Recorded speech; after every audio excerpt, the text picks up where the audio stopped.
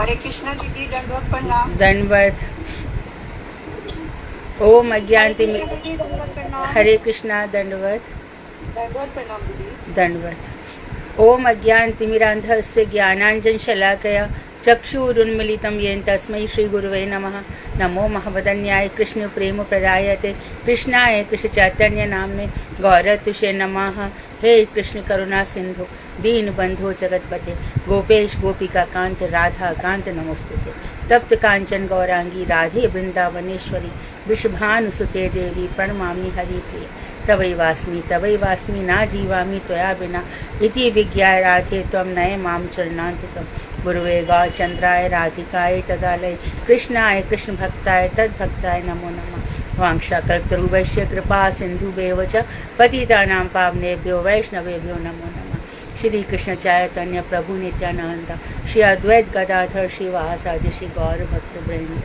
हरे कृष्ण कृष्ण कृष्ण हरे हरे, हरे राम राम राम हरे हरे।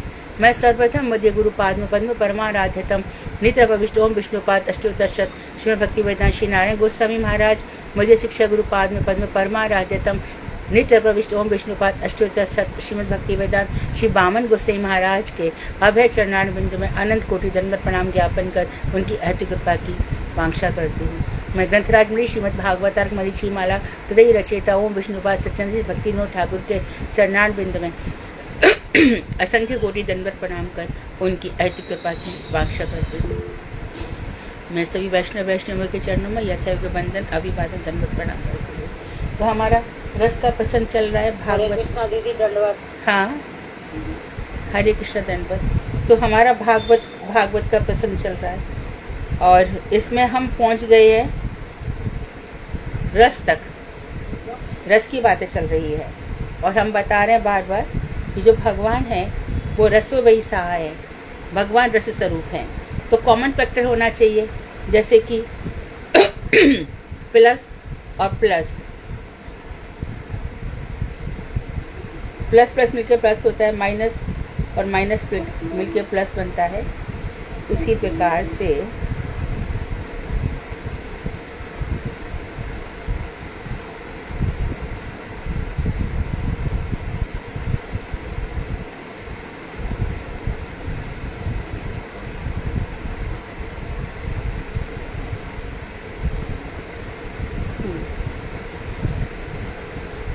तो इस रस स्वरूप को प्राप्त करने का अधिकारिणी रही गोपियां। क्या इन गोपियों में शिशुपाल सामने है, दुर्योधन सामने है, वो कृष्ण को समझ ही नहीं पा रहे। उनकी उत्पत्ति भी कृष्ण से ही हुई है ना। ऐसी कितने ही राक्षस है, उनकी उत्पत्ति ऐसे तो देखा भी जाता है कि उत्पत्ति जैसे कि रावण है, रावण की उत्पत्ति किससे हुई? पुलस्त्य ऋषि ब्राह्मण परम ऋषि थे, परम विद्वान थे और उनका बेटा था विश्रवा, वो भी विद्वान ही था, परंतु जो मैया थी वो कैकसी, वो राक्षसी थी।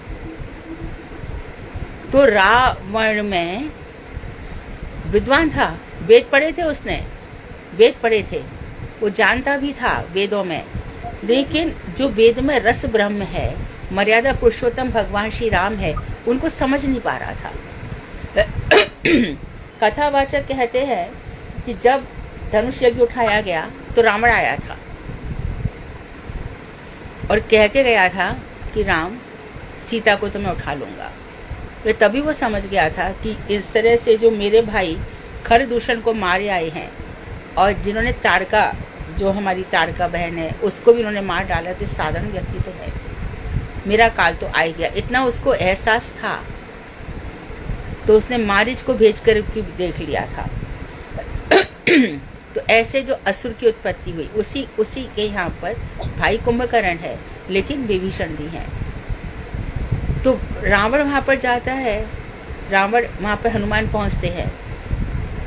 हनुमान जी को बहुत से लोग रुद्र का अवतार भी बताते हैं, क्योंकि शंकर जी हमेशा भगवान की सेवा में उपस्थित रहते हैं, कोई ना कोई सेवा में। तो कहते हैं, ऐसा भी कहा जाता है कि उनकी जो पूंछ है उसमें पार्वती का वास था, इसलिए पूंछ इतनी शक्तिशाली थी। पार्वती जी ने अपनी शक्ति डाल रखी थी सारी की सारी। तो ये जो प्रापंचिक है, आध्यात्मिक चीजें हैं, आदि दैविक के आदि, सब में कहीं ना कहीं क्योंकि कृष्ण मत्तः सर्वम प्रवर्तते, सब कुछ मेरी इच्छा से चल रहा है। मेरी इच्छा के बिना पत्ता भी नहीं हिलता। अब यहाँ पर प्रसंग भी आ जाते हैं कि बहुत से लोग आदन सिद्ध भी हुए हैं और बहुत से लोग रीबर्थ चल रहा है कितने लोगों का। अश्वत्थामा का भी तो कोई जन्म भी नहीं हुआ। द्रोणाचार्य देखते देखते उनको दृष्टिद्युम्न ने मार डाला, जबकि उनका बेटा अश्वत्थामा। तो ये जो सृष्टि का क्रम है, उस सृष्टि में बहुत ही ऐसे लोग हैं जो चित्त जगत की ओर देख लेते हैं और इस दुख भरे संसार से अपने आप को उबारने का पूरा प्रयास करते हैं। तो उसमें कोई ऐसा होता है, रस तक तो कोई पहुंचता ही नहीं है। भक्ति कर लो कैसे, हाँ भगवान को भज लिया, अच्छा भगवान एकमात्र कृष्णा समझ गए ना, लेकिन कौन ऐसा है जो रागात्मिका भक्ति, रागानुगा भक्ति करता है। तो भगवान ने देखा कि कुछ लोग ऐसे भी हैं। तो ये विशेष रूप से कहाँ से आया? गौरांग महाप्रभु से। तो आप यदि 15वीं शताब्दी के पहले देखोगे, विक्रमादित्य है ना, ईसा के माँ, तो ऐसी भक्ति नहीं दिखाई देती है, नहीं दिखाई देती। 12वीं शताब्दी में जयदेव गोस्वामी आए, उन्होंने गीत गोविंद ग्रंथ लिखा, उसमें थोड़ा सा दिखाई दिया। जबकि मलिक मोहम्मद जायसी, अमीर खुसरो इत्यादि संसारी प्रपंचों में लगे रहे। तो जयदेव गोस्वामी कुछ लिख, दीदी का भाई कौन है, प्लीज आप बंद कर लीजिए। और विद्यापति और चंडीदास, इन्होंने बहुत सारे पद लिख डाले। चंडीदास तो कहाँ तक कैसे पहुंच गए, जब वो वर्णन कर रहे हैं कि सखी देख, ये कृष्ण जाता है दूसरी सखी के घर पर, वो भी मेरे आंगन से होकर जाता है, मुझे दिखाई दे रहा है सामने जाते।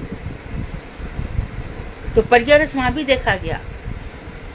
तो रस की बात करते करते भरत मुनि का नाट्य शास्त्र आया, विश्वनाथ का साहित्य दर्पण आया, आचार्य मम्मट का काव्य प्रकाश आया, गंगाधर का रस गंगाधर आया, रसार्णव आया, ऐसे कितने ही ग्रंथ आए, लेकिन कोई यहाँ तक नहीं पहुंच पाया। तो रूप गोस्वामी जो रूप मंजरी हैं, भगवान की प्रेरणा से महाप्रभु के साथ साथ वो भी आ गए।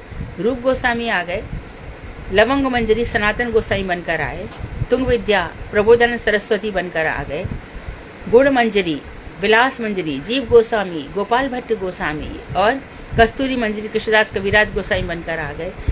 ये नहीं होते तो क्या होता, ये विचार करो। जिनको रस चाहिए उनको कुछ भी नहीं मिलता, और बिना रस के जो शुष्क ज्ञान है उससे तृप्ति नहीं होती है। शुष्क ज्ञान देखो, जैसे विदुर जी हैं, विदुर जी को उनकी पत्नी ने वेद खाए, कि ऐसा थोड़ी हो गया कि अपने मर्यादाएं भूल गई, वहां तक पहुंच गई। इसी प्रकार से निषाद भगवान श्री राम, शबरी भी मिल गई, अहिल्या भी तर गई, लेकिन जो प्रेम है, डिफरेंस समझना चाहिए, अंतर है, वो गोपियों का है। गोपियों को ना तो इनकी देह की सुध है, न इनको मन की कुछ मालूम है, बस बैठी चली जा रही है प्रेम में, न दिन की पता है न रात की पता है। तो ये जो रस है, तो हम जो भजन कर रहे हैं वो इसी रस की प्राप्ति के लिए कर रहे हैं। इस रस के लिए लोभ आना चाहिए हमारे अंदर, क्योंकि जो हमें मंत्र दिए गए हैं ना, गौड़ीय मंत्र जो दिए गए हैं, वो इसी रस की प्राप्ति के लिए दिए गए हैं। परंतु हम मंत्र जप रहे हैं, और अधिकांश में से 90% लोग मंत्र जपते जाते हैं, हाँ कृष्ण है, गोविंद है, गोपीजन है, क्या है पता ही नहीं है। हम मंत्र जप रहे हैं गुरुवे नमः, तो उसमें बीज है, एंग है। हम चैतन्य महाप्रभु का जप रहे हैं, उसमें भी बीज है, क्लिंग बीज है, परंतु प्रतिफलित नहीं हो रहा है, क्योंकि हम जान नहीं रहे हैं। तो इस चीज को गौरांग महाप्रभु बताने आए। गौरांग महाप्रभु दोनों दो ही मिलित एक रूप हो जाते हैं, लेकिन जब इनको रमण करना होता है तो ये दो रूप धारण करते हैं। एक रूप में वो विषय बन जाते हैं, एक रूप में वो आशय बन जाते हैं। तो जो विषय होता है वो भोग करता है, भोक्ता होता है। जो आशय होता है वो विषय को सारे सुख प्रदान करता है। अच्छा, सुख में आ जाओ कि भगवान श्री कृष्ण को सुख प्रदान किया, जैसे कि गुरुदेव के लेक्चर में है भरत जी। भरत जी से भी श्रेष्ठ गोपियां क्यों हैं? भरत ने तो सब कुछ त्याग दिया था ना, राज सिंहासन त्याग दिया, राज सिंहासन पर चरण पादुका रखी हुई है और स्वयं मुड़ के भी नहीं देखा, पत्नी की ओर भी नहीं देखा, नंदीग्राम में बैठे रहे, साकेत की तरफ गए भी नहीं। परंतु उसमें गुरुदेव कह रहे उनमें ये भावना भी है कि मेरे भगवान श्री राम कहीं भी वो सुखी हों, उनके सुकुमार पैर हैं, उनमें कहीं कांटे ना चुभ जाए, बन के दुख वो क्यों भोगे। साथ साथ में उनके अंदर ये भावना भी है कि लोग क्या कहेंगे, कितना दुष्ट भाई है, जो भाई तो जंगल में घूम रहा है और खुद यहाँ पर है। गोपियों में ऐसा कुछ भी नहीं है। गोपियां प्रेम में डूबकर कृष्ण को गालियां भी दे देती हैं, धूर्त, लंपट, चोर, क्योंकि उनको कुछ मालूम ही नहीं है। हृदय की जो तंत्री है वो भगवान श्री कृष्ण से मिल चुकी है। तो हम जो भजन कर रहे हैं वहां में ऐसा टच होना चाहिए, ऐसे भाव आने चाहिए। हम आगे देखते हैं। तो हम ये वाला श्लोक पढ़ रहे थे, कामम क्रोधम भयम, ठीक है।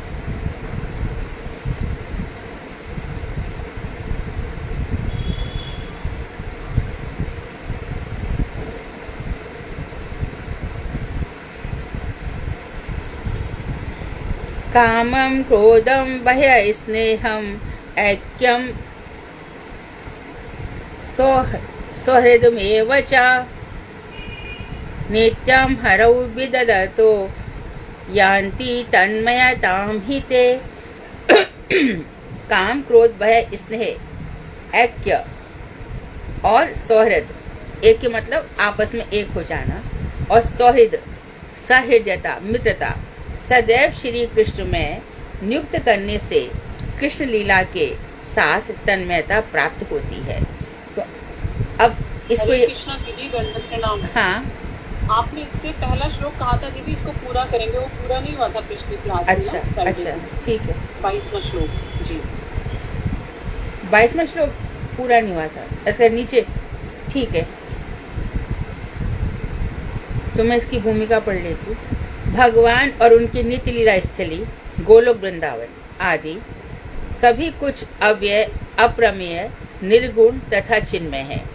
तो इसमें बताया कि भगवान की लीला स्थली, तो यहाँ पर नीचे अव्यय की परिभाषा दी गई, जो नित्य अनेक प्रकार से अनेक भक्तों को आत्मदान अर्थात अपने आप को देने पर भी उनका कुछ भी व्यय नहीं होता।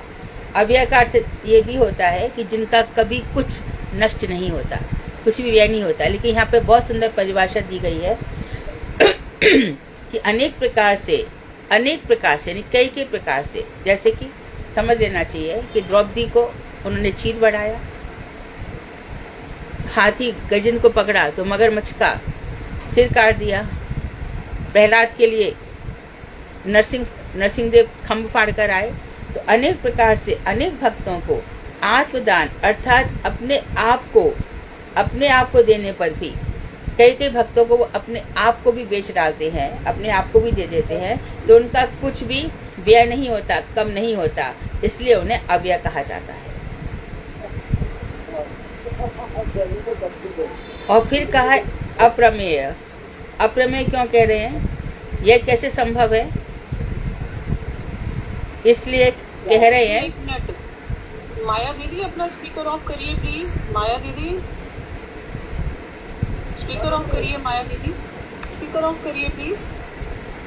माया दीदी, हाँ एक मिनट,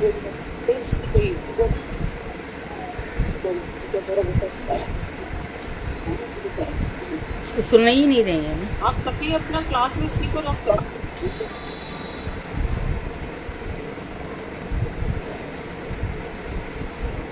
तो ये अप्रमेय होना कैसे संभव है? इसके लिए कह रहे हैं कि अप्रमेय जो अपरिच्छिन्न है अर्थात सीमा के अंदर नहीं है, उनको नापा तोला नहीं जा सकता। अप्रमेय जिनको नापा तोला नहीं जा सकता। माया को भी नापा तोला नहीं जा सकता। तो अपरिच्छिन्न है जिनका परिमाण नाप तोल कोई नहीं कर सकता, अर्थात जो अतुलनीय है उनके तत्व को कौन जान सकता है, यह भावार्थ है। तो यहाँ पर बताया भगवान अव्यय है, अप्रमेय है, निर्गुण है तथा चिन्मय है। निर्गुण अर्थात सत्वगुण, तमोगुण और रजोगुण से ऊपर, क्योंकि निर्गुण अर्थात प्रकृति के गुणों से रहित है। प्रकृति के जो 3 गुण हैं, सत्वगुण, तमोगुण, उससे रहित है। ऐसा होने पर भी वे गुणात्मा अर्थात सर्वभूत अखिल कल्याण गुणमय है। अर्थात एक गुण है, निर्गुण होने पर भी गुणवान है। क्या? निशेष, सभी का कल्याण करते हैं। निशेष, कुछ बचता नहीं है, समस्त का कल्याण। फिर वो ये विचार नहीं करते हैं ये स्थावर है, जंगम है, पेड़ है, वृक्ष है, चेतन है, अचेतन है, इसका विचार नहीं करते। सभी का भगवान कल्याण करते हैं। तो स्वरूपगत, गुणगत, मैं नीचे आ गई, अप्रमेय, निर्गुण तथा चिन्मय है। और भगवान चिन्मय है, अर्थात उनका शरीर जड़ शरीर नहीं है, क्योंकि निर्गुण है।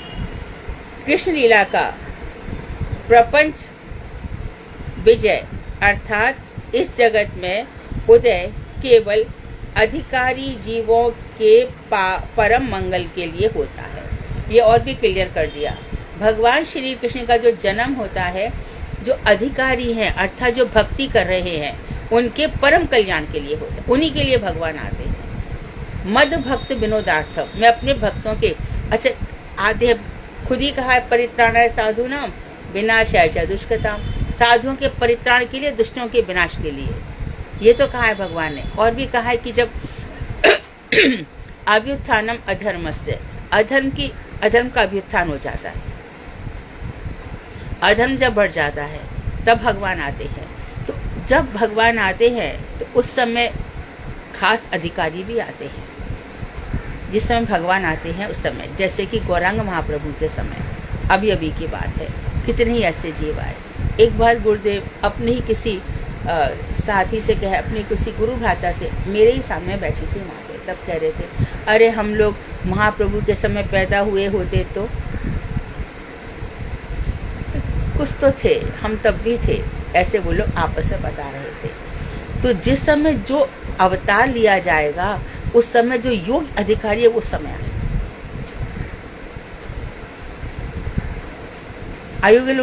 आयु लोगों को अच्छा आ भी जाए तो देखो, योग्यता नहीं होने पर भी जो चांद काजी है उसका उद्धार हुआ ना। योग्यता नहीं होने पर भी जगाई मधाई का उद्धार हुआ, तो कहीं ना कहीं उनकी ऐसी योग्यता छिपी थी कि महाप्रभु कृपा करेंगे। लेकिन उन्होंने दुष्ट कार्य किए थे, दूषित कार्य किए थे, परंतु उद्धार तो उनका हुआ ही ना। और इसी तरह से देखो, हरिदास ठाकुर साथ में आए तो ब्रह्मा जी को जो इन्होंने गोपन लीला कर दी, ग्वाले छुपा दिए, गोय छुपा दी, तो अभी तक अपने आप को अपराधी मान रहे, अपने अभी तक अपराधी मान रहे। तो गौरांग महाप्रभु के समय ऐसे भी बहुत सारे जीव आए हैं। तो ब्रह्मा जी आ गए कि कैसे भी करके मुझे ऐसा जन्म, कि मुझे कभी जन्म का भी मान ना हो, मैं ब्रह्मा हूँ, ऐसा मुझे कभी ना हो। तो वो ब्रह्मा जी फिर, अच्छा तुम्हारा जन्म, ये आशीर्वाद दिया गया है गौरांग महाप्रभु ने, यवन कुल में होगा तो तुम्हें कभी ब्रह्म का अभिमान नहीं होगा। पर भजन खूब किया है। तो भजन करते करते और महाप्रभु के समय देखो, गला बहुत खराब है।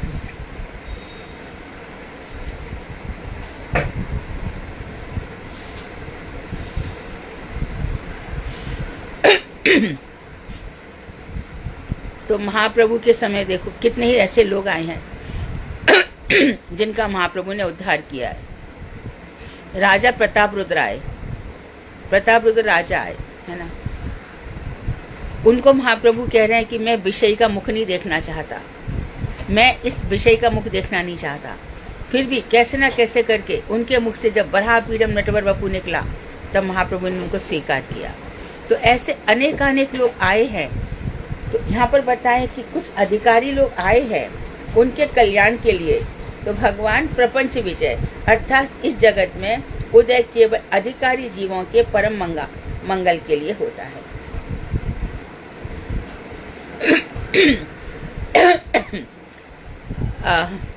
जो फल विक्रयणी है, फल बेचने वाली, क्या है उसका, क्या तपस्या है।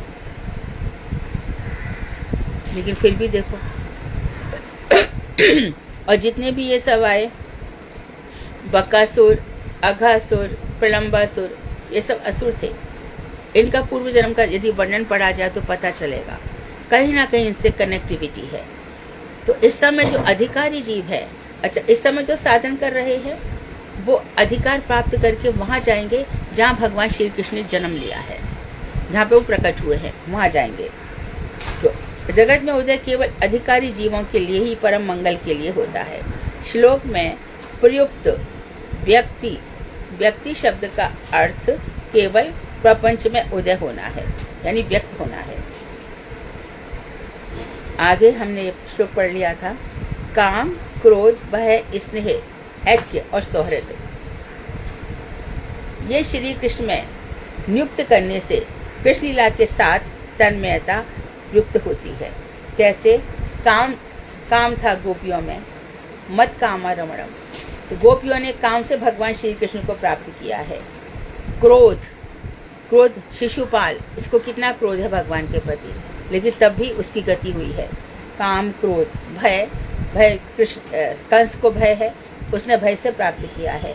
स्नेह, जो वृष्णिवंशी हैं, अर्थात वसुदेव के कुल के जितने भी लोग हैं, उन्होंने स्नेह से कृष्ण को प्राप्त किया है।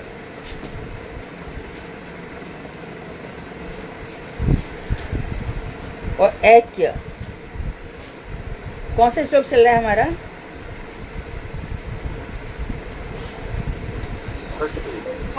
सोलहवीं किरण है ना?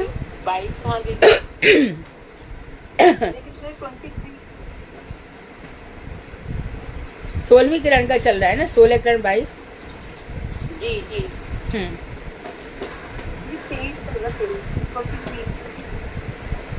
23 है ना, ठीक है। तो इस तरह से जो हमारे अंदर प्रपंचात्मक भाव है, काम, क्रोध, स्नेह, ऐक्य, भगवान के साथ ऐक्य हो जाना, ये किसका हुआ है? ग्वाल वालों का, गोपवंश का। और सौहृद संबंध किसका है? बोलो किसका है? बचे कौन? अब कौन बचे? हाँ, पांडव इज राइट आंसर। बहुत ही गलत था।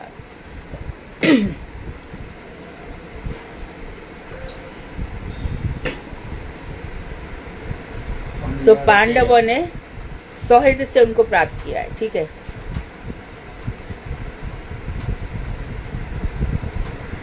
आगे की लाइन पढ़ो कोई, आगे क्या लिखा है?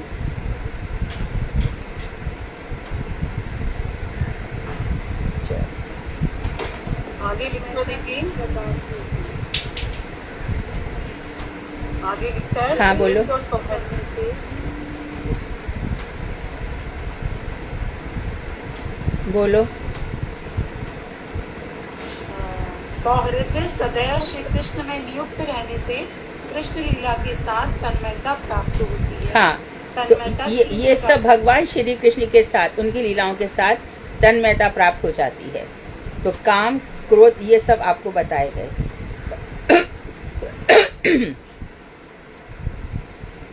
और उसके बाद तन्मयता 3 प्रकार की होती है, अर्थात स्वरूपगत, गुणगत और लीला रसगत।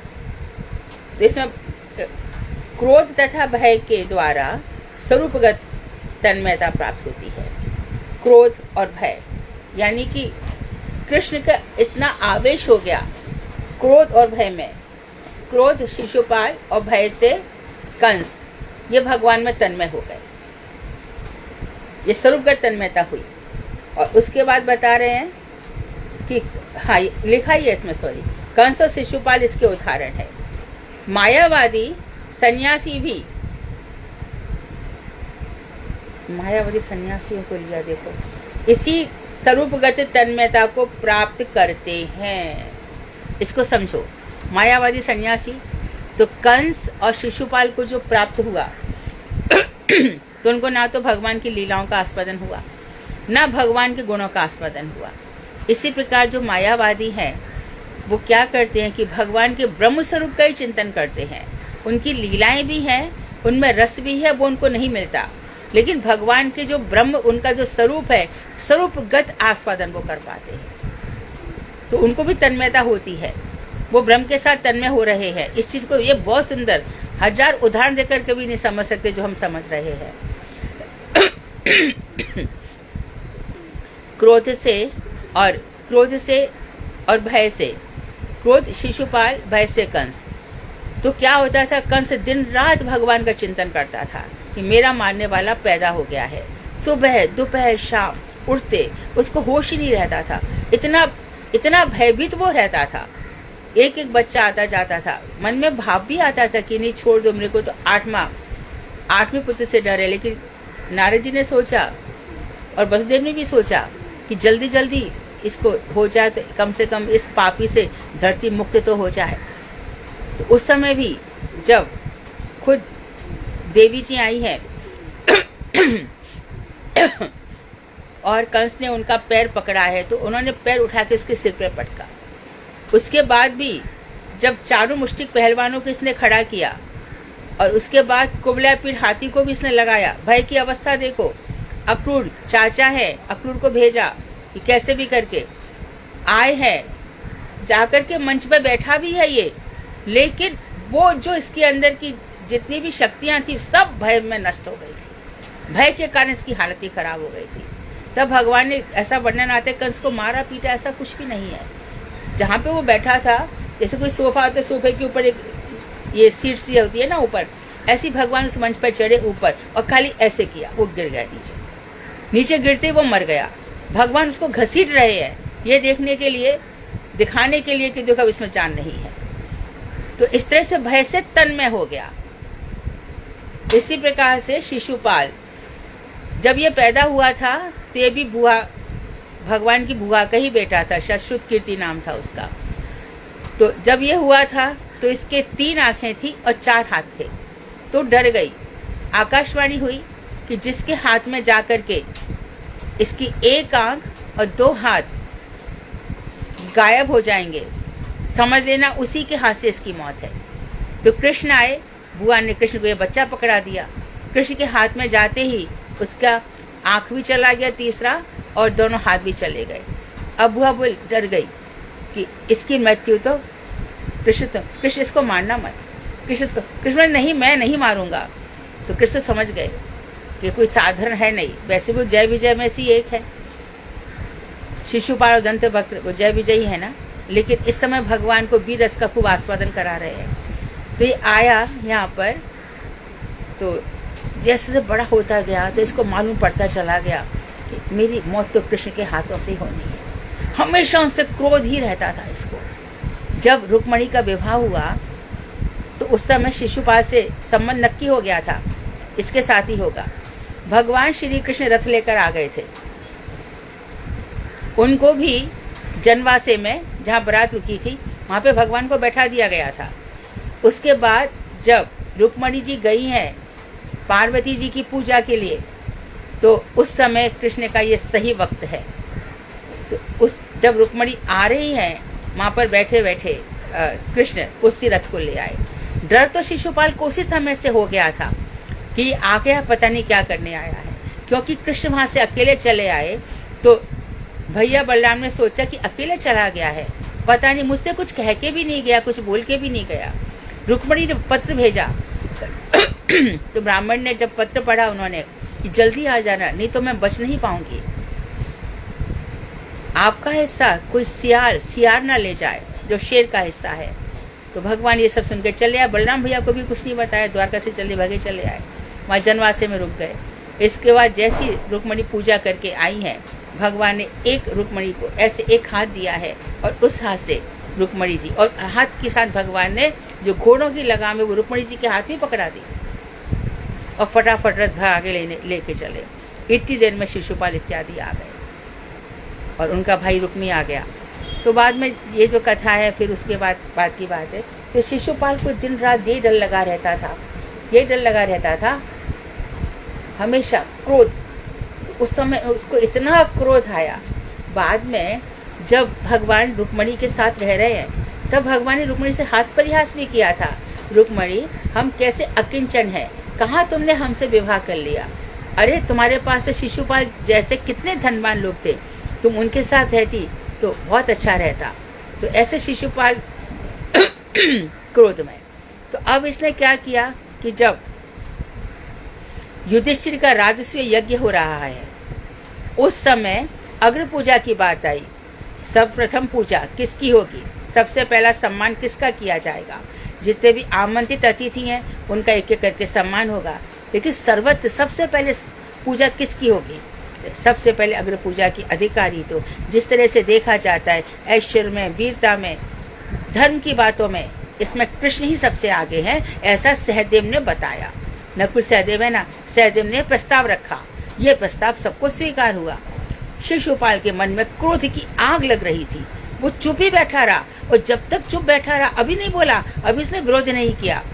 पर जैसे भगवान की अग्र पूजा हुई, अग्र पूजा हो गई, उसके बाद जो इसने गालियां दी कृष्ण को, लंपट, चोर, गंवार, जो मनाए कहा, पशु चराने वाला, स्त्री लंपट, ढोर, जो मन में आएगा। चक्रवर्ती ठाकुर ने 5-7 ऐसी गालियां लिखी हैं कि इस तरह से उसने भगवान को 100 गालियां। भगवान मुस्कुराते रहे, मंद मंद हंसते रहे इतनी देर में, क्योंकि चारों जो आयुध हैं, चक्र हैं, भगवान की सेवा करते हैं। भगवान ने एक हाथ आगे फैलाया और चक्र आया और चक्र ने जाकर के इसकी गर्दन काट दी। गर्दन काट करके उसमें से एक ज्योति निकली, प्राण ज्योति निकली, और वो भगवान श्री कृष्ण के चरणों में घूमती रही, मानो कि उनकी आरती उतार रही हो, और फिर सीधी उठ के बैकुंठ चली गई, क्योंकि वो जय विजय थे ना। तो इस तरह से क्रोध में शिशुपाल उनके साथ तन्मय हो गया था। तो ये दोनों हो गए, तन्मयता को प्राप्त करते हैं।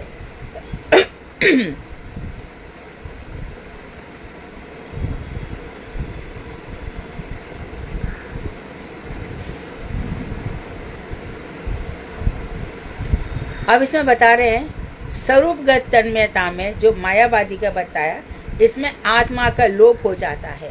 ये यथा माम प्रपद्यन्ते ता सत्य भजामे हम। भगवान की इस प्रतिज्ञा द्वारा केवल चिन्ह मात्र सत्तानिष्ठ प्रपत्ति में, शरणागति में मायावादियों के आसुरिक तन्मयता के साथ ऐक्य फल की प्राप्ति होती है। इसको और समझ लो। भगवान ने कहा है आत्मा का लोप हो जाता है, अर्थात अपना अस्तित्व। हमें पता चला कि आत्मा के 2 शरीर है, एक सूक्ष्म शरीर है, एक स्थूल शरीर है। स्थूल शरीर जन्म मरण के साथ मर जाता है, लेकिन सूक्ष्म शरीर रहता है जो अगला जन्म लेता है। लेकिन जब आत्मज्ञान हो जाता है तो दोनों ही शरीरों का जन्म मरण खत्म हो जाता है, सूक्ष्म शरीर भी, स्थूल शरीर भी। लेकिन जो मायावादी हैं वो कहते हैं हम ब्रह्म ही हैं, तो तुम ब्रह्म हो गए तो तुम्हारी खुद की आत्मा खत्म, तुम कुछ भी नहीं रह गए। तुम खुद रहते तो भगवान की सेवा का अवसर मिलता, कुछ अनुभव कर सकते थे, कुछ कह सकते थे, कुछ सुन सकते थे, कुछ बोल सकते थे, पर तुम्हारे पास कुछ भी नहीं है, क्योंकि तुमने अपने आप को ब्रह्म बना लिया। इसको कहते आत्मा का लोप हो जाना। जैसे कि नदियां हैं, वो समुद्र में मिल जाती है। नदी कौन सी नदी है, यहाँ पर क्या नाम है इसका, क्या रूप है, कुछ नहीं, वो तो एक हो गई। इसी प्रकार से मायावादी है। तो भगवान ने कहा कि भैया तू मेरे को ब्रह्म रूप में भजता है तो इसी सही। तो भगवान की इस प्रतिज्ञा द्वारा केवल उनकी सत्ता तो रहेगी, चिन्ह मात्र सत्ता सब जीवों की। ऐसा कभी नहीं था अर्जुन जब तुम नहीं थे, ऐसा कभी नहीं था जब मैं नहीं था। तो चिन्ह मात्र सत्ता तो रहेगी। इस प्रपत्ति में उनकी जो सत्तानिष्ठ प्रपत्ति शरणागति है, वो मायावादियों को आसुरिक तन्मयता के साथ ऐक्य फल, तो वो भी एक होते लेकिन आसुरिक ऐक्य है। तो इसमें ध्यान रहे कि ये जो आसुरिक ऐक्य वाले हैं ये सब कहाँ जाते हैं, ब्रह्म में, ब्रह्मलोक में। और वहां पर कौन जाते हैं, महाभारत युद्ध में जितने भी लोग मरे जो कृष्ण को देख पाए वो भी सीधा में, इनको प्रेम नहीं हुआ है परंतु कृष्ण को देखा है, इसके फल से वो, ये लघु भागवतामृत में वर्णन आता है, इसके फल से वो ऊपर ब्रह्मधाम में पहुंच गए। तो तन्मय ये भी हो रहे हैं, कौन, मैं ब्रह्म, ब्रह्म तो ब्रह्म के साथ एकाकार हो गया। ब्रह्म के साथ तन्मयता शिशुपाल की क्रोध से हुई और कंस की भय, तो ये दोनों भी पहुंच गए और मायावादी भी पहुंच गए। तो ये सब आसुरिक तन्मयता है, भगवान के साथ आसुरिक ऐक्य है। अरे तेरी क्या औकात है कि तू ब्रह्म बन जाएगा, ये असुर भाव, इसको असुर भाव कहते हैं, इसलिए इसको आसुर तन्मयता कहा गया। सुधा, अभी से ये डिसाइड कर लो कि अंदर क्वेश्चन कौन बनाएगा, जिससे वो बना सके। ये आज की जो ये हमने बताया है ना, ये बहुत गंभीर विषय बताया है। जी दीदी डिसाइड कर लिया, सादा दीदी बना रही है दीदी अभी 2 दिन के, ट्यूसडे वेडनेसडे की। ठीक है, तो उनसे कह दो कि अभी से वो ये सब साधनी तो नोट्स बनाते ही है, इन प्रश्नों को पूछें। लोग समझ नहीं पाते हैं कि मायावादी और ब्रह्म ज्ञान एक ज्ञान क्या हो गया। अब समझेंगे कि मायावादी का जो आसुरिक ऐक्य है वो क्या है। और आप यदि साधना यदि नहीं समझ में उत्तर आता है, कोशिश ये कीजिए कि हमारे मार्क्स कम ना हो भगवान के ज्ञान में, फिर भी नहीं आता है तो आप एक्सप्लेन कर देना। हरे कृष्णा दीदी, दंडवत प्रणाम। ठीक है दीदी। हाँ, अब है सौहृद भाव। सौहृद भाव द्वारा गुणगत तन्मयता प्राप्त होती है।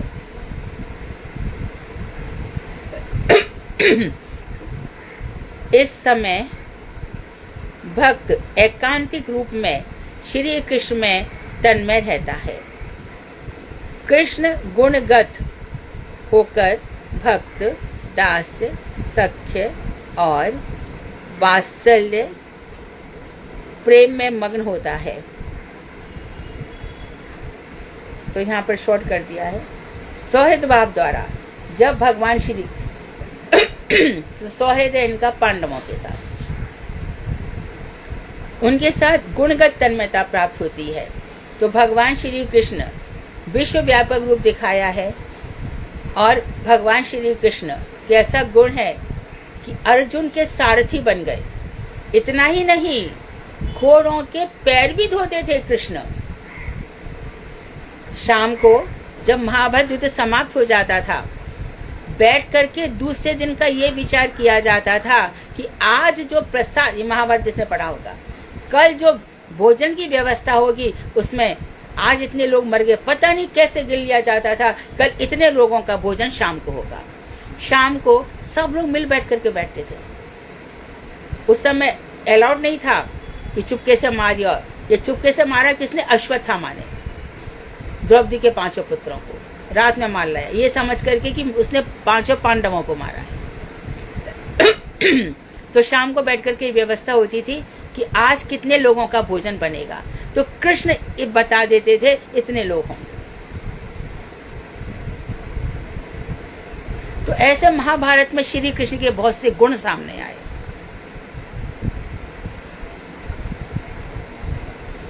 तो पांडवों के साथ सौहृदय इनका भाव, सहृदयता है। भैया के बात करते हैं दोनों को, युधिष्ठिर को भी और भीम को भी। महाभारत उठा लो, हे भ्राता, भैया के बात की है, बड़ी सहृदयता है। इतनी है कि बार बार हस्तिनापुर चले आते हैं। द्वारका में कहाँ रहे कृष्ण? बस जाते हैं, तब भी ब्याह वगैरह हुआ तभी गए हैं। कोई वधू आई है, वधू को बस वहां पे छोड़ करके फिर इधर ही आ गए हैं। कुंती इनके गुणों पर बलिहार हुई जाती है, कहती होने दो ना, आने दो विपत्तियां, विपद शश्वत संतु, हमेशा मुझ पर विपत्तियां रहे कृष्ण। लेकिन मुझे याद आ रहा है किस तरह से यशोदा ने आपको दामोदर, आपका उदर बंधन कर लिया था, मुझसे वो नहीं भूला जाता। आपने किस प्रकार से बार बार हमारी रक्षा की है, आपने द्रौपदी का चीर बढ़ाया, आपने लाक्षागृह से हमें बचाया। तो यहाँ पर भगवान के गुणगत तन्मयता हुई है। और जिस तरह से भगवान ने द्रौपदी अक्षय पात्र खा करके दुर्वासा ऋषि के क्रोध से बचाया था, जन्म में परीक्षित की रक्षा की थी, तो कितने सारे गुण भगवान के प्रकट हो रहे हैं। तो ये गुणगत तन्मयता प्राप्त होती है पांडवों को। उस समय भक्त एकांतिक रूप में श्री कृष्ण में तन्मय रहता है। तो जो देखे सब, जब जैसे ही अर्जुन उनको छोड़ने गए, जब द्वारका से आए नहीं है 6 महीने तक, तब युधिष्ठिर अर्जुन आया नहीं अभी तक, क्या बात है, लेकिन जब अर्जुन मुंह लटकाए हुए आए और बहुत प्रकार के अपशगुन हो रहे थे, आकाश से रक्त बरस, कैसे कैसे अपशगुन हो रहे थे, जहां से अर्जुन आए हैं वहां से उल्टी दिशा में कुत्ते, ये सब जो चीजें होती हैं, तो जो मुंह लटकाए आए तो प्रश्नों की झड़ी लगा दी। आप सबने प्रथम स्कंद में पढ़ा होगा, युधिष्ठिर ने कितने सारे प्रश्न कर डाले। अर्जुन क्या हुआ? बोले जिनके साथ मेरी वीरता थी, जिनके साथ मैं गांडीव धनुष धारण किया करता रहता था, आज मेरा सब कुछ शिथिल हो गया। तो इस तरह से अब हम जी के क्या करेंगे? कृष्ण ही नहीं रहे तो हम जी के क्या करेंगे? तो पांचों भैया चल दिए द्रौपदी को लेकर के। स्वर्गारोहण हुआ है पांडवों का। वो बात अलग है कि वो लोग गए द्वारका में, क्योंकि द्वारका में ही नित्य काल रहते हैं, परंतु स्वर्ग होते हुए गए। स्वर्गारोहण के समय द्रौपदी का सबको पता है कि भीमपुल इत्यादि सरस्वती बही थी वहां पे, तो यहाँ पे प्राप्त होती है।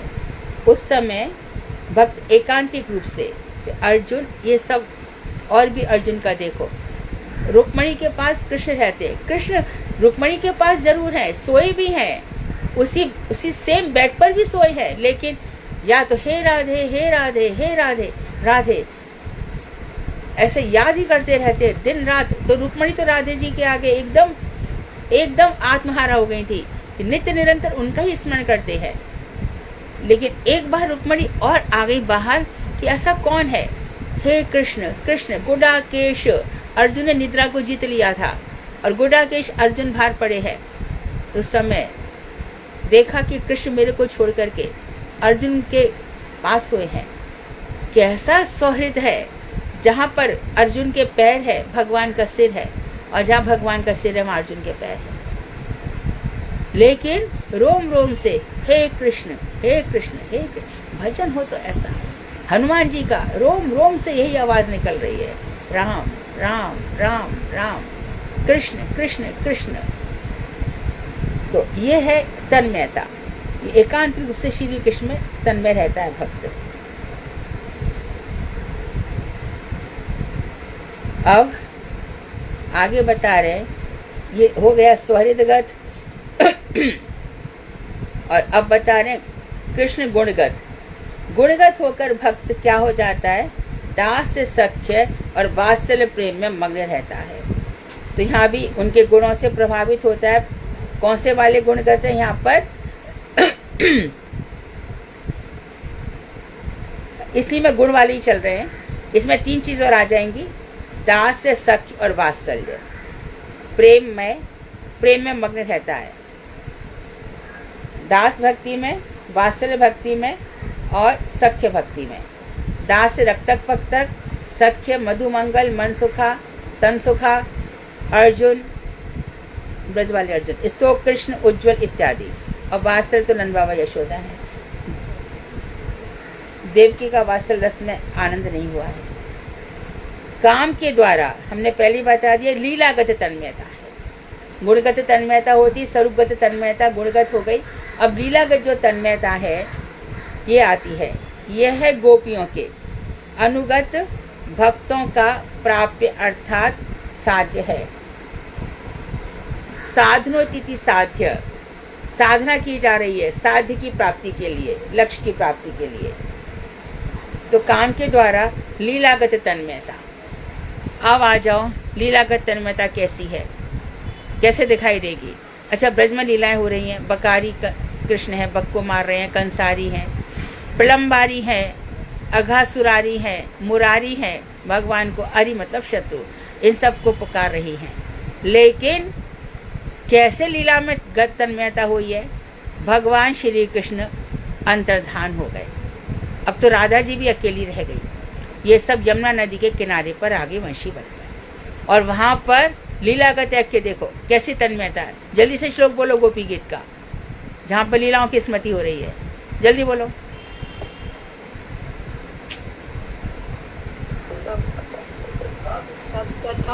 ना नहीं लीला, लीलागत, लीला लीला लीला, राइट राइट। पूरा श्लोक बोलो। विष जलाप्ययात् व्याल राक्षसात् वैद्युतानल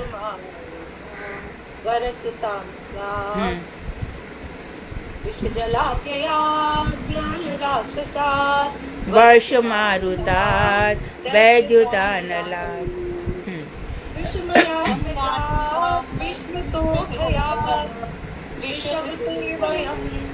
रक्षितो। ठीक है, तो विष जलाप्याद, ये ना खलु गोपिका नंदो भगवान अखिल देही ना मंत्रात, वो अलग बात है। लीलागत आके देखो यहाँ पर, तो यहाँ तो आपने विष जलाप्याद, विषधर काली नाग से में रक्षा की, वर्ष मारुतात जो मूसलाधार बरसात हो रही थी वहां से में रक्षा करी, ये सब तो बता रही हैं। और उसी में देखो तन्मयता का जो 32वां अध्याय आ गया, कोई गोपी ने क्या किया, एक पूतना बन गई और एक उसका कृष्ण बन करके दुग्धपान करने लगी। एक गोपी ने गोवर्धन पर्वत धारण कर लिया, गोवर्धन पर्वत बन गई और एक उसको उठाने लग गई, उसने ओढ़नी को फैला दिया और उसको उठा दिया। जितनी भी लीलाएं हुई थी सब 32वें अध्याय में ऐसी तन्मयता हुई। तो गोपियों की जो तन्मयता है वो लीलागत तन्मयता। भगवान कृष्ण की एक एक लीलाओं को देख करके, एक बंशी बजाने लगी, इसने कंधे पे हाथ रख लिया।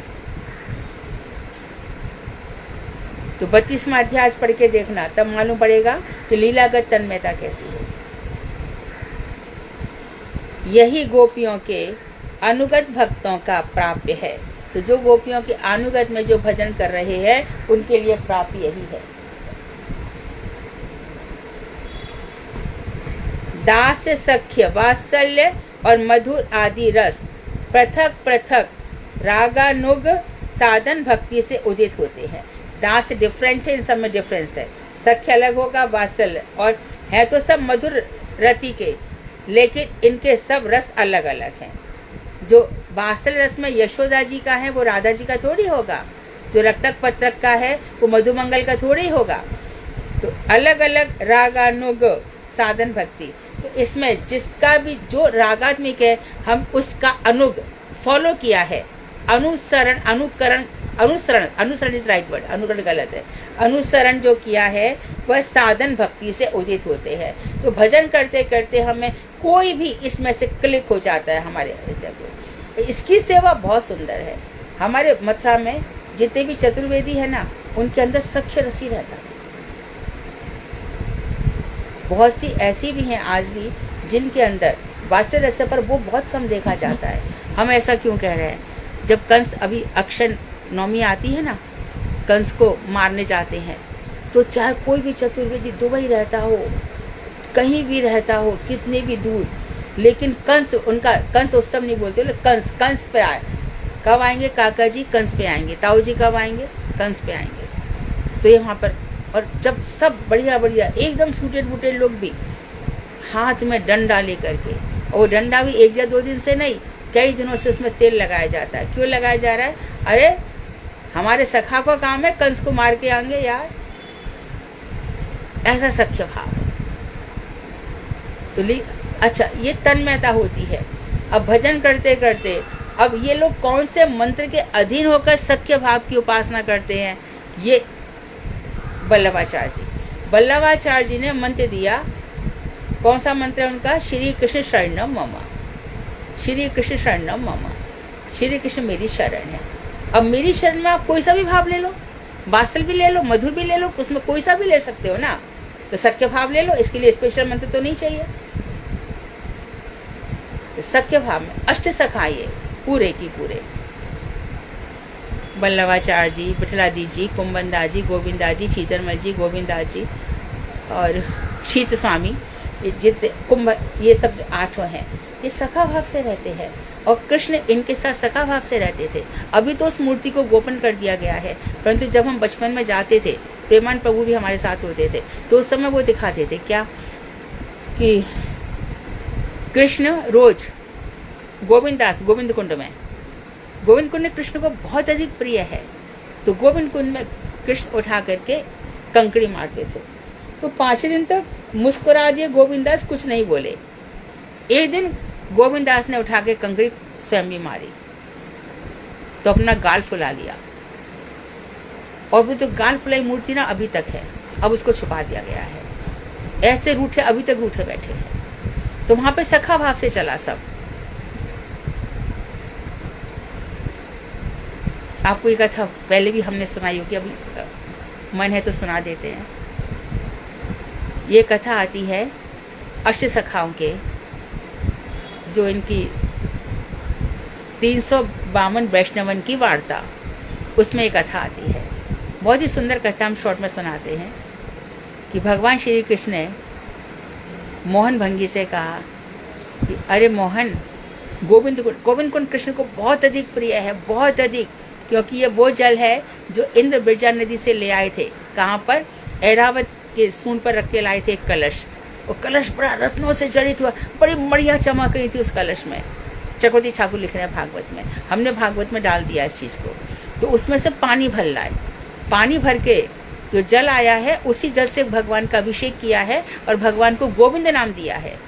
वही तो गोविंद कुंड के आसपास देखो कितने लोग अपना चंदन लगाए भजन करते रहते, छोड़ते नहीं गोविंद कुंड को।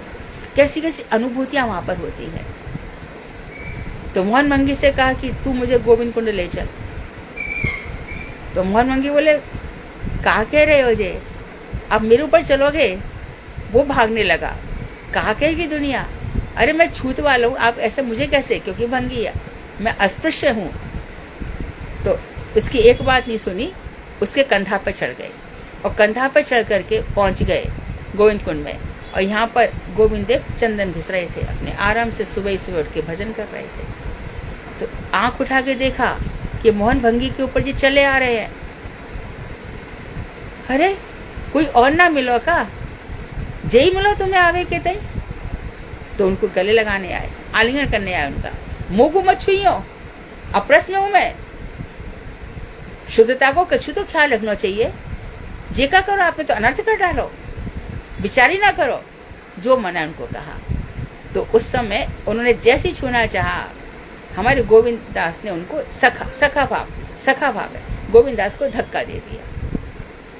अब भीग गए, भीग के बोले, अरे मोहन मुझको वापस ले चल। मोहन कैसे सुने, अब वापस ले जाने की अभी तो थोड़ी थोड़ी सुबह थी, पौ फटी थी, अंधेरा ही था। मोहन मोह ले चल। मोहन तो भाग गया वहां से।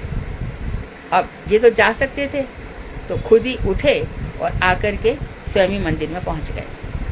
मंदिर में पहुंच गए तो वल्लभाचार्य जी आए, रोज की तरह से दरवाजा खोला। दरवाजा खोल के ये कहा, आज कैसे इतने गीले है रहे हो, कहाँ पे स्नान करिए, कहाँ है गए, इतने वस्त्र क्यों भीग रहे हैं आपके? क्योंकि बातचीत करते थे दोनों। उसी समय पीछे से गोविंद दास आ गए। तो गोविंद, आज तो इनके वस्त्र बड़े भीग रहे हैं। अरे पूछो इनसे कैसे भीग रहे हैं वस्त्र, कैसे भीग रहे, कहाँ है गए, बताओ तो सही। तो कह रहे हैं कि जैसे खुद वल्लभाचार्य से जैसे पूछ, मैं क्यों गीला हो रहा हूं, तू बता। तो गोविंद दास बोले, आज गोविंद कुंड में नहावी की इच्छा भई, सो कोई और तो मिलो ना, मोहन मिलो इनके तई। अब मोहन को बैठ के मेरा और आलिंगन करवे लगे। सो इनको पूछो कहा भयो, जाने मुझको धक्का दे दियो।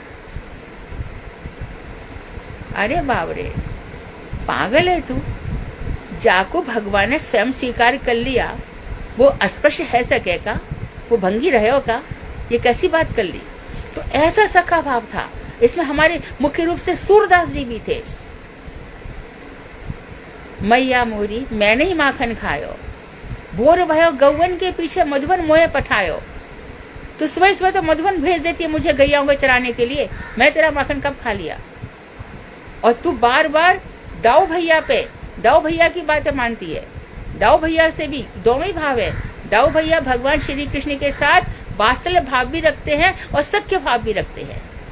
सख्य भाव फिर से देख लो, श्रीमद् भागवत का 20वां अध्याय, वर्षा ऋतु शरद ऋतु का वर्णन हो रहा है और वहां पर लेकर के जाके चल रहे हैं।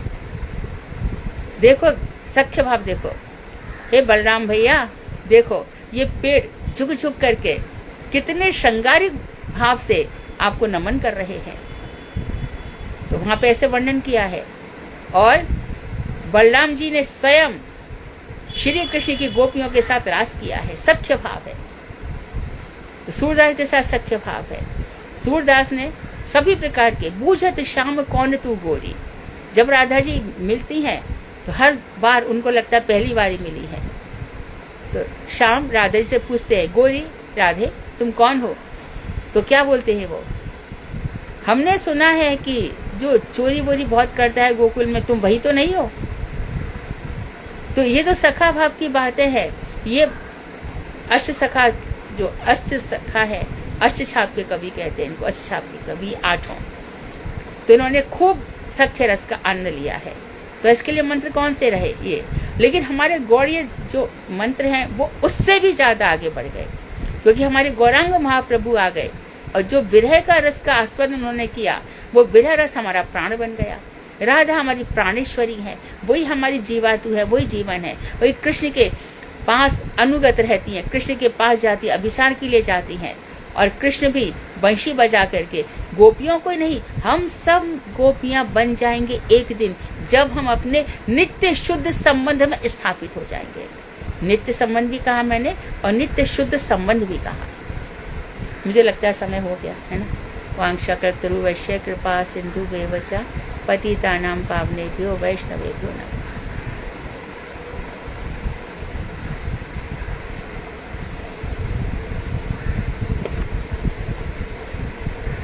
हरे कृष्णा दीदी, दंडवत प्रणाम। हाँ दीदी जीत चौबे जी का एक पद है। हाँ हाँ भारती तुम गाओ अभी। हाँ भागवत के बाद गाऊंगी नहीं गाऊंगी नहीं, बस मैं बता रही हूँ 2 लाइन में। हाँ हाँ बताओ। इत गाए उत गाए गोविंद को गायन में बसिबो ही भावे, गायन के संग धावे गायन में सचु पावे, गायन के चरण रेणु अंग लिपटावे, आगे गाए पीछे गाए गोविंद को गायन में बसिबो ही भावे। बहुत सुंदर है। आगे भी गाए पीछे भी गाए, चारों तरफ गाए गाए। गोविंद को गायों के बीच में ही रहना अच्छा लगता है, गायों के बीच बस वही भाव है। बहुत सुंदर। बहुत राग में है, जब ये गाया जाता है तो बहुत सुंदर लगता है। तो तुम क्यों नहीं गाओगी इसको? मैं दीदी मुझे प्रैक्टिस करनी पड़ेगी पहले 10 दिन। बहुत मुश्किल है। कर लो, कोशिश करूंगी। हाँ हाँ हाँ जी हाँ जी। पुष्टि मार्ग का तो हवेली संगीत बहुत। तुम हवेली संगीत नहीं आता? मैं सोच रही हूँ एक आध जन्म और ले लूँ, सब संगीत वंगीत सब सीखूंगी ठाकुर जी को खुश करने के लिए। क्या जन्म, इतने क्या जन्म नहीं चाहिए, जन्म नहीं चाहिए, आवेश चाहिए, तन्मयता। हम जन्मों की प्रतीक्षा क्यों करें, इसी जन्म में क्यों नहीं? हाँ जी, ये तभी मैंने लिखा था, लेकिन फिर आगे चल पड़ती है ना तो वो पीछे का रह जाता है। मैंने इसलिए लिखा था। मैं कोशिश करूंगी इसको गायन करने की। ठीक है। हरे कृष्णा दीदी। हरे कृष्णा। हाँ हरे कृष्णा दीदी। हाँ दीदी ये आपने जो अभी स्टोरी बताई थी गोविंद कुंड की, तो दीदी इसमें आपने उनका नाम क्या बताया? एक तो मोहन भंगी थे जिनके कंधे में भगवान जी बैठ के गए, और दूसरा गोविंद क्या बताया? गोविंद दास। ये वहाँ के क्या थे दीदी? गोविंद कुंड में भजन करते ना, अष्टछाप के कवियों में से एक है।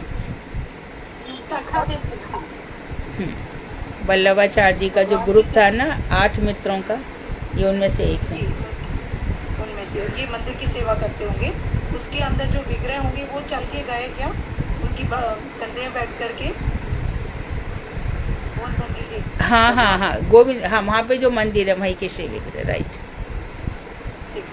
लेकिन वो मंदिर तो गोविंद कुंड पर ही है, तो ये मंदिर कौन सा हो रहा होगा मेरे, क्योंकि गोविंद कुंड के आगे भी कई मंदिर हैं।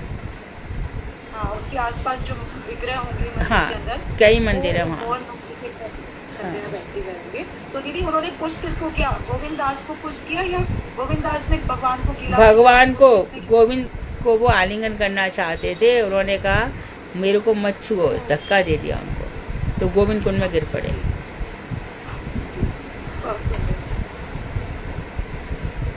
हरे कृष्णा। बड़ा प्रणाम ललिता दास देवी। यानी संसार की होती है स्टोरी और भगवान की होती है लीला। लीला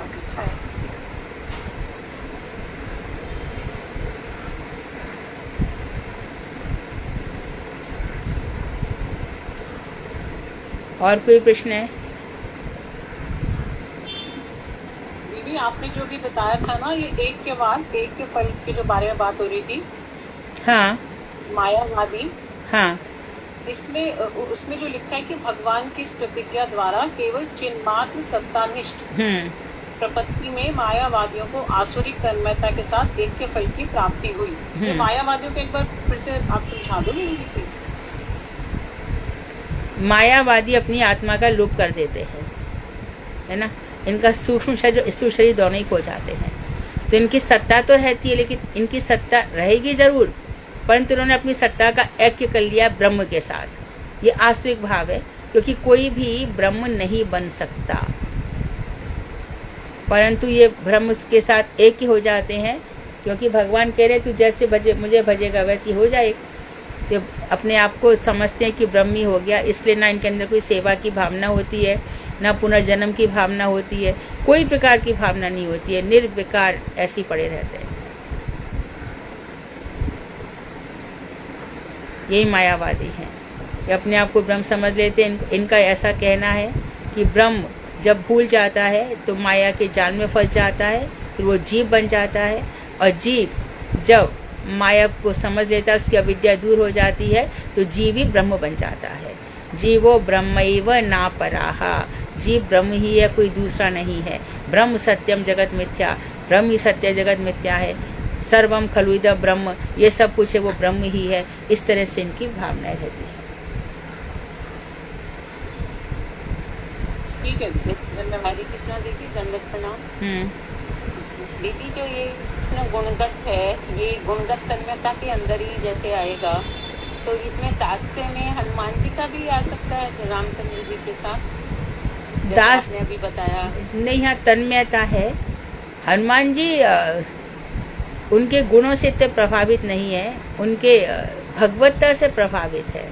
राम उनके प्रिय है, प्रिय भगवान है, ऐसा। ठीक है,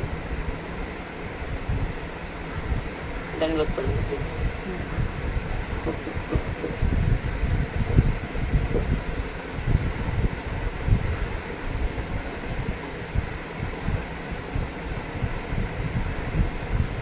कोई और प्रश्न है? सुधा श्रीमद् भागवत।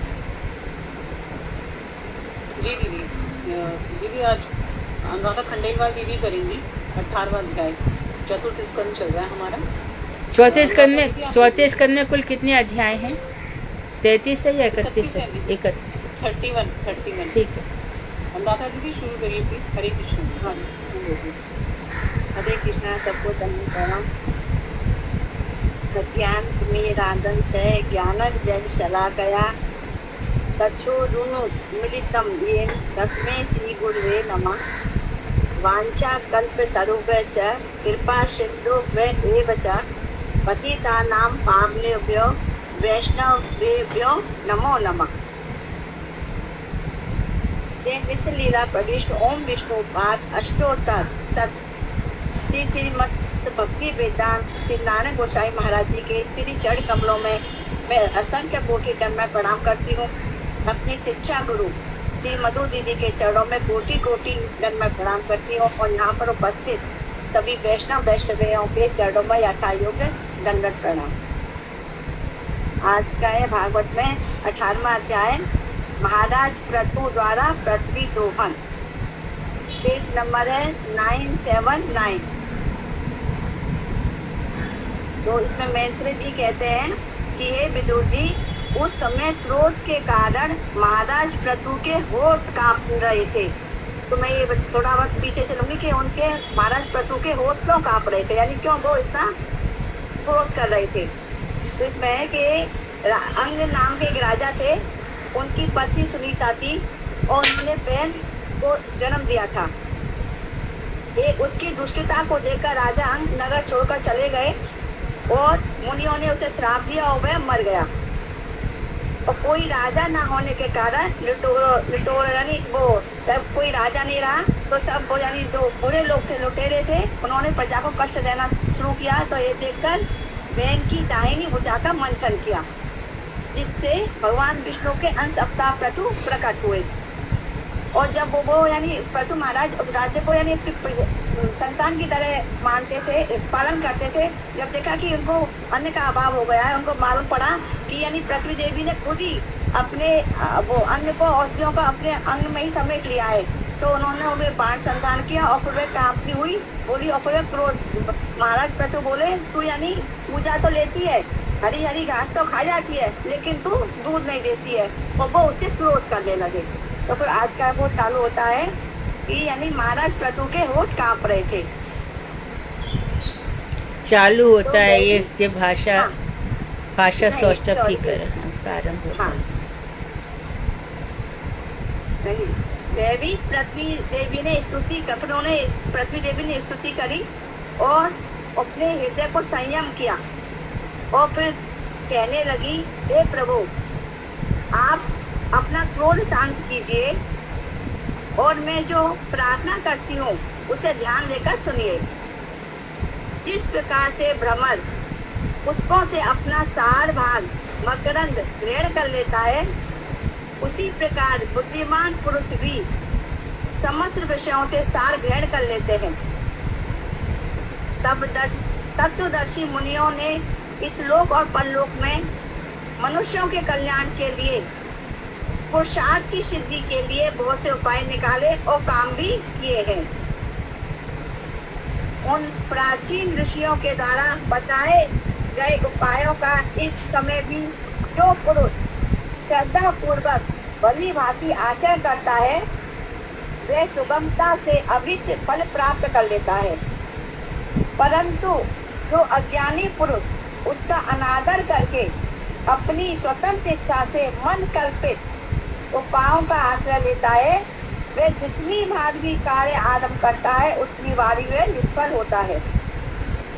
पूर्व काल में ब्रह्मा जी ने जिन धान्य आदि को उत्पन्न किया था, मैंने देखा है कि शास्त्रों के अनुसार आचरण न करने वाले दुराचारी व्यक्ति भी उसका भोग कर रहे हैं।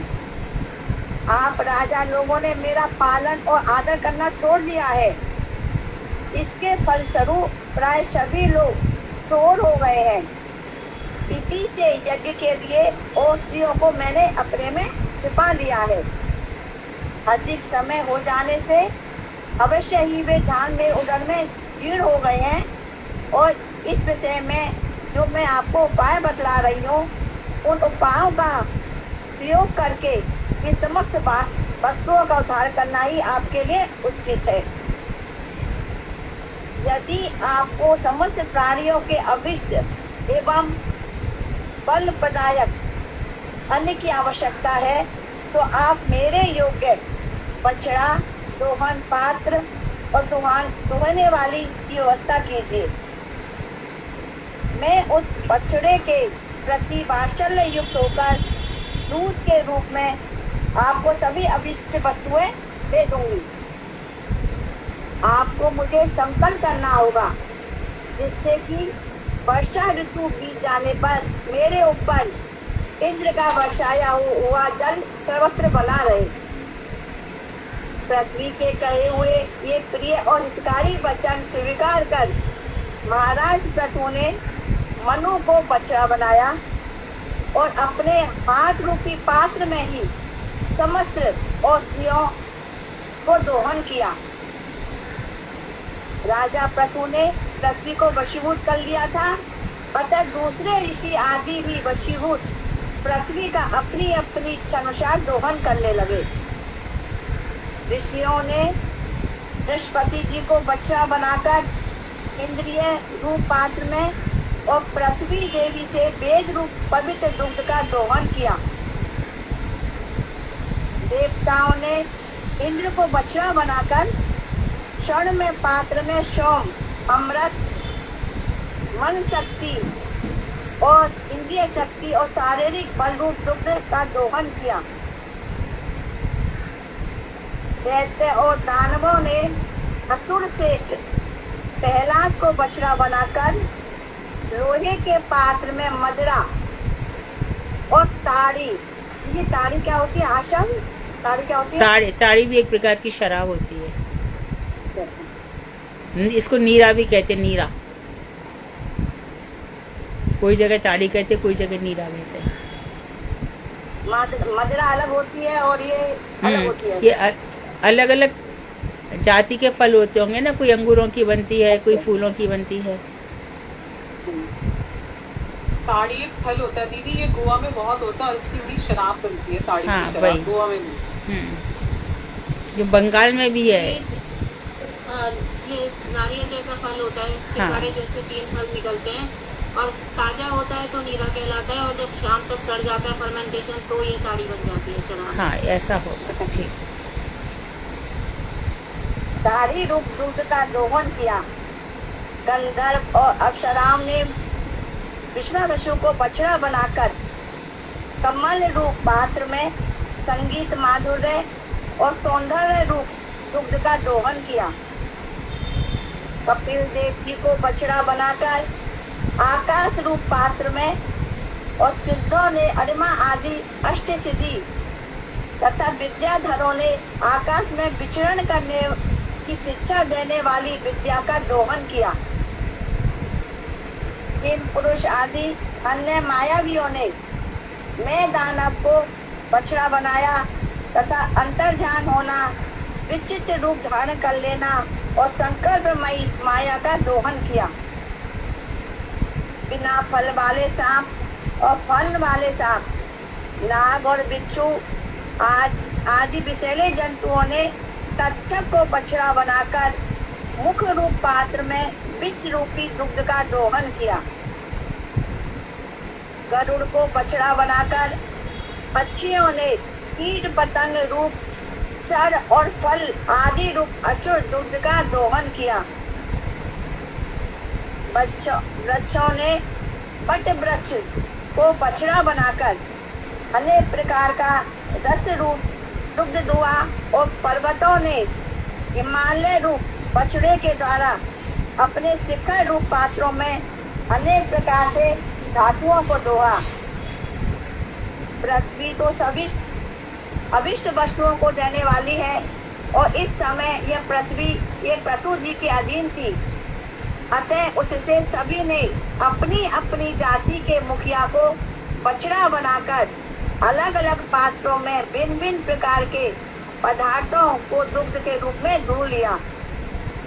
इसके बाद राजा प्रतु सभी कामना रूपी दुग्ध को देने वाली पृथ्वी पर अत्यंत प्रसन्न हो गए और उसको अपनी पुत्री के समान स्नेह हो गया, और उसे उन्होंने अपनी कन्या के रूप में स्वीकार कर लिया। फिर प्रतु ने अपनी धनुष की नोक से पर्वतों को फोड़कर इस सारे भूमंडल को प्राय समतल कर दिया। वे पिता के समान अपनी प्रजा के पालन पोषण की व्यवस्था में लगे हुए थे। अनेकों गांव, कस्बे, अहीरों की बस्ती, पशुओं के रहने के स्थान और किसानों के गांव आदि सब स्थानों का निर्माण करवा दिया। महाराज प्रतु से पहले इस भूमंडल पर खुद आदि ग्राम आदि का विभाजन नहीं था, किंतु अब प्रजालन अपने अपने स्थान पर निर्भय होकर परम सुख से बात करने लगे। वांछा कल्प तरुभ्यश्च कृपा सिंधु एव च पतितानां पावनेभ्यो वैष्णवेभ्यो नमो नमः। हरे कृष्णा के दंडवत। हाँ, तो इस तरह से पृथ्वी ने सब अपने में छुपा लिया था, और फिर सभी लोगों ने अपनी अपनी चीज़ें अपने अपने प्रमुख लोगों को आगे करके पृथ्वी का दोहन करके कलेक्ट कर ली चीज़ें। तो इसी तरीके से जब प्रलय भी हो जाती है तो सब चीज़ें बीज रूप में रह जाती हैं, और इस नौका को मत्स्य अवतार में मत्स्य भगवान इस नौका को ले जाते हैं। हम लोग कहीं कुछ भी नहीं होता, बीज रूप में सब कुछ रहता है।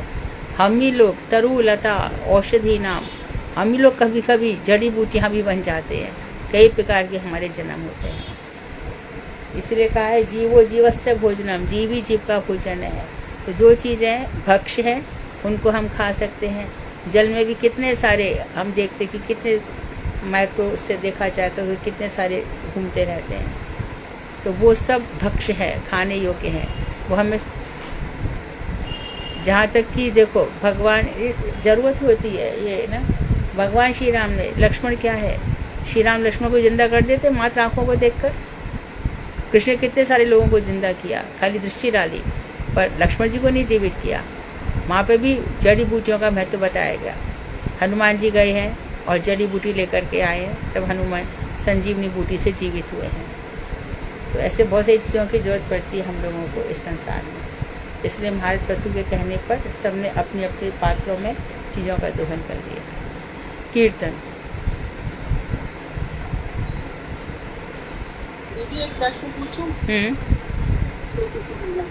दीदी भगवान कृष्ण जब द्वारका में थे महिषियों के साथ उनको आनंद नहीं मिलता था, तो वो उस आनंद के लिए और मित्रता के लिए बार बार हस्तिनापुर भागे आते थे, पांडवों के साथ रहते थे। पांडवों के संग मित्रता भी है, सब कुछ है, लेकिन पांडवों के संग उन्होंने कभी अपनी ब्रज की लीलाएं शेयर नहीं करी, अपने मन के भाव नहीं बताए, जैसे वो उद्धव जी को बताते थे। उद्धव जी द्वारका में थे। पहली बात तो ये है कि ये कहीं भी नहीं लिखा है कि महिषियों के साथ उनको आनंद नहीं आता था, ये तो कहीं नहीं लिखा है। आप यदि श्रीमद् भागवत उठाएंगी और श्री नारद जी का समस्त महलों में दर्शन, तो देखेंगी कि भगवान श्री कृष्ण 16,108 रूप धारण करके अपने परिवार में लगे हुए हैं। एक एक लीला का वर्णन है। कहीं पर वो अपनी बेटी को विदा कर रहे हैं, बारात की अगवानी कर रहे हैं, कहीं पर पुत्र को पढ़ा रहे हैं, कहीं पर बच्चों को स्नान करा रहे हैं, कहीं पर बच्चों के साथ खेल रहे हैं। तो ऐसा नहीं लिखा है, लेकिन पांडवों के साथ उनका सौहृद भाव बहुत है, इसलिए बार बार हस्तिनापुर चले जाते हैं। जैसे ही वो द्वारका पहुँचे हैं, मथुरा भी पहुँचे हैं, तो सबसे पहले उन्होंने अक्रूर जी को भेजा है, जाके वहाँ पता लगाओ, धृतराष्ट्र से मिलकर आओ। तो अक्रूर दूत बनकर गए हैं पहले, सबसे पहले धृतराष्ट्र को समझाया है कि भाई के साथ ऐसा नहीं करना चाहिए, परंतु अक्रूर ने धृतराष्ट्र से सुना नहीं। उसने कहा मैं जानता हूँ धर्म क्या होता है, परंतु धर्म में प्रवृत्ति नहीं है मेरी, मैं जानता हूँ धर्म क्या है, परंतु अधर्म मेरी निवृत्ति नहीं है। ऐसी सब बातें हुई हैं। और जो तुम कह रही हो कि शेयर जो ब्रज लीलाएँ करी हैं, उद्धव जी के साथ शेयर किया है, और रोहिणी जी क्योंकि ब्रज लीलाओं की साक्षिणी रही हैं, इसे रोहिणी के साथ हुआ है, परंतु क्योंकि ये ब्रज में भाग ना जाए, इसके लिए ब्रज का वर्णन वहाँ पे नहीं किया जाता है।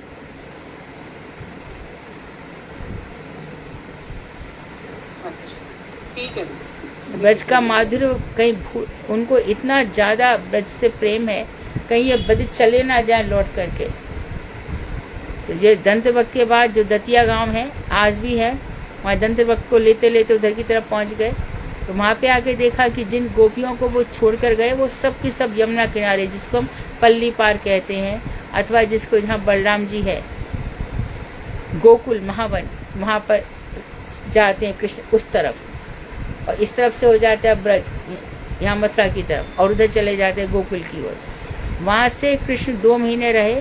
2 महीनों में उन्होंने नंद बाबा, यशोदा, जितने भी थे, उन सब लोगों को अलक्ष्य गति से ऊपर ले गए, सबको एक साथ, और ऊपर ब्रज में बैठा करके फिर वो द्वारका में आए हैं।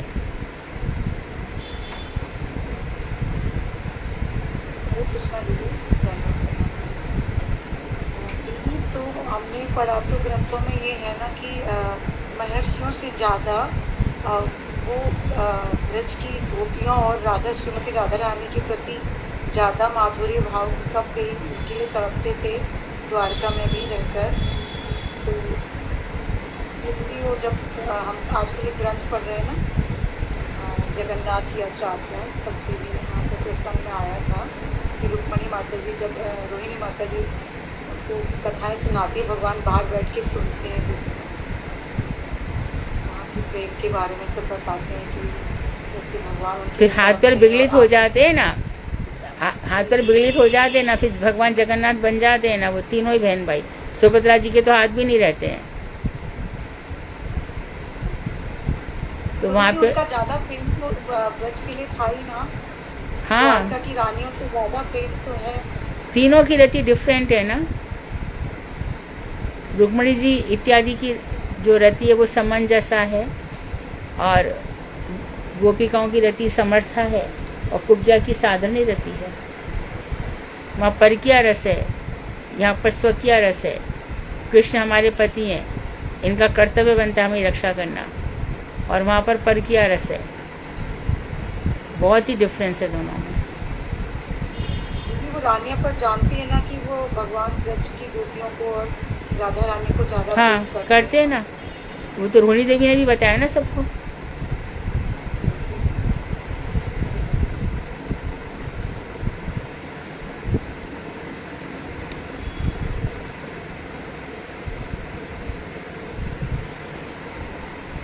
कीर्तन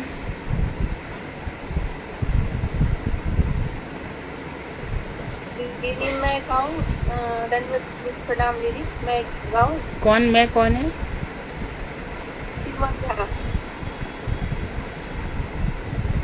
इना हाँ गाँव सीमा झा, सीमा झा। सीमा सीमा गाइए।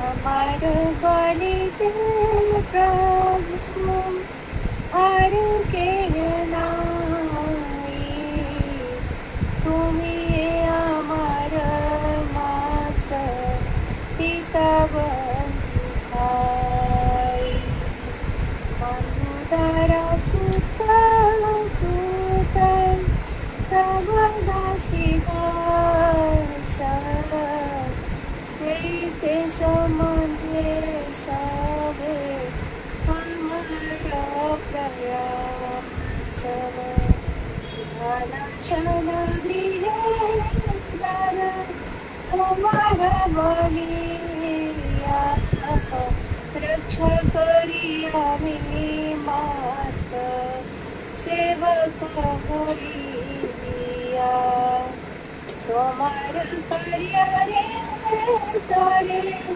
उपासी धरा, তোমার সংসার করিব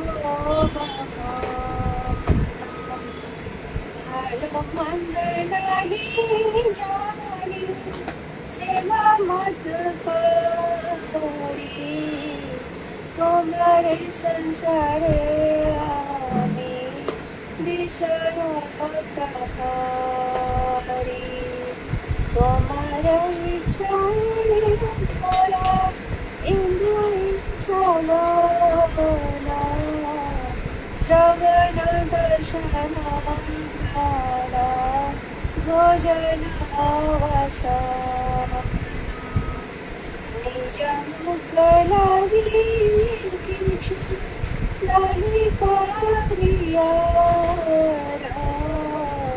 ভক্তি বলে তব সুখ সারা, আমার বলি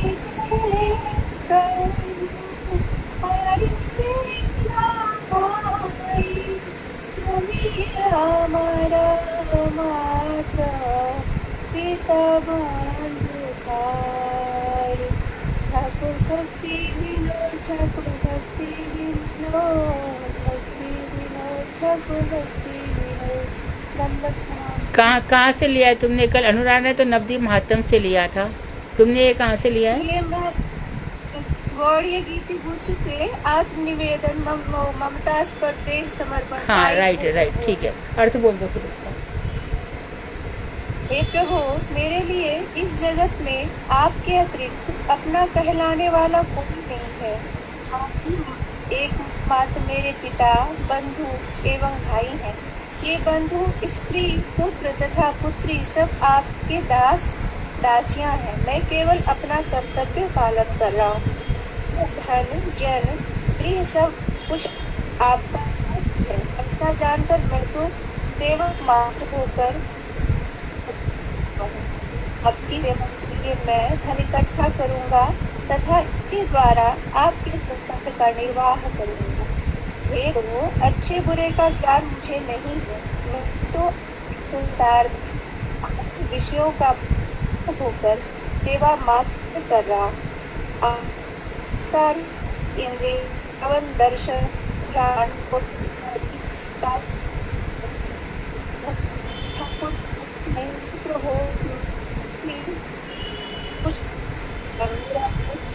आपको सुखी रखना है। प्रणाम। ठीक है, हरे कृष्ण।